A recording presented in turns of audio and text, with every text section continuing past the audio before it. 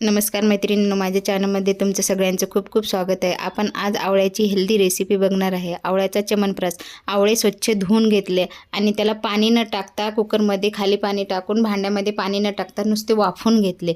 आता अशा प्रकारे ते वाफवले गेले आणि वाफल्यानंतर त्यातल्या बिया वेगळ्या करून घेतल्या आणि ते जे आहे ना आवळा तो वेगळा करून घेतला। इथं आपण एका कढईमध्ये सगळे खडे मसाले टाकले। त्यात बडीशोप, जिरं, तमालपत्र, काळी मिरी, लवंग, विलायची हे सगळं भाजून घेतलं आणि भाजून घेऊन त्याला मिक्सरमधून आपण त्याला बारीक करून घेणार आहे त्याची आणि वरून थोडी खसखस पण टाकली। आणि आता ही मुलांना एकदम हेल्दी रेसिपी आहे। आता आपण हे आवळे त्यातल्या बिया वेगळ्या सेपरेट करून घेणार आहे आणि त्या आवळ्यांच्या गर आहे ना तो वेगळा मिक्सरमधून बारीक करून घेणार आहे। अशा प्रकारे बघा वाफवल्यानंतर एकदम सहज निघते आणि सहज वेगळे, त्यात पाणी बिनी काही टाकायचं नाही, पाण्याचा अंशच नसला पाहिजे। आता आपण इथं तूप घेतलेलं आहे, 2-3 चम्मच अंदाजे तूप घेतलं आणि हे मिक्सरमधून आवळा बारीक करून घेतला।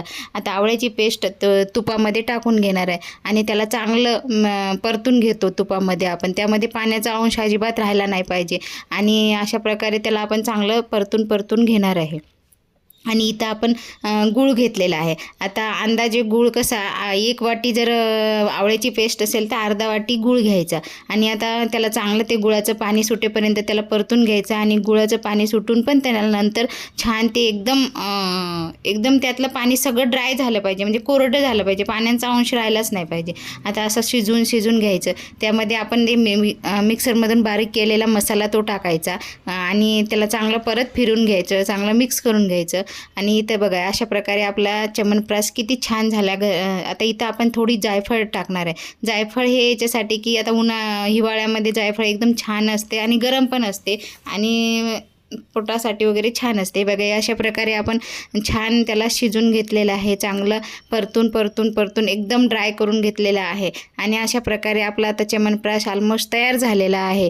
बघू शकता मैत्रिणींनो किती छान तयार झालं आणि घरच्या घरी त्याला नाही काही कुठलं केमिकल नाही, कुठलं काही वापरलेलं नाही आणि हे आपण वर्षभर खाऊ शकतो। फ्रीजमध्ये ठेवायचं, काचेच्या बरणीमध्ये भरून, काचेची बरणी स्वच्छ धुवून तिला कोरडी केलेली असली पाहिजे आणि अशा प्रकारे हे गार झाल्यानंतर एकदम थंड झाल्यानंतर काचेच्या बरणीमध्ये आपण भरून फ्रीजमध्ये ठेवायचं आणि मुलांना पाहिजे तसं दररोज 1 चम्मच आपण द्यायचं। अशा प्रकारामध्ये आपला च्यवनप्राश झालेला आहे थंड आणि आता मी काचेच्या बरणीमध्ये भरून घेणार आहे।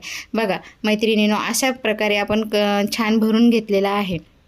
माझा व्हिडिओ तुम्हाला खरं आवडला तर लाईक, शेअर, सबस्क्राईब करा, छान कमेंट करा आणि तुम्ही पण ही रेसिपी करून बघा आणि तुमची कशी झाली मला कमेंट बॉक्समध्ये सांगा। भेटू पुढच्या व्हिडिओमध्ये। Thank you very much.